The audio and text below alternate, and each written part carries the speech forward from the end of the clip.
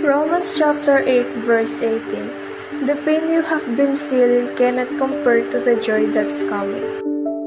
Isaiah chapter 41 verse 10. Huwag kang matakot sapagkat ako'y kasama mo. Huwag kang mabalisa sapagkat ako'y Diyos mo. Aking palalakasin ka.